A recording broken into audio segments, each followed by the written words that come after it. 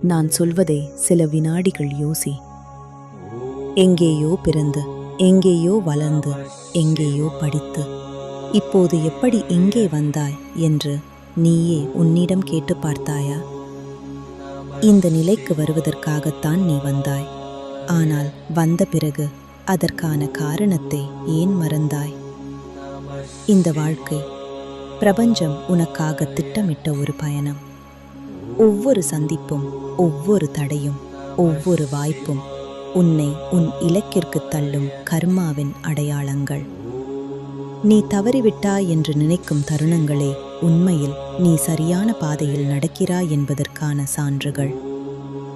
நீ இங்கே தவறுதலாக வரவில்லை. நீ இங்கே ஒரு காரணத்திற்காக வந்திருக்கிறாய்.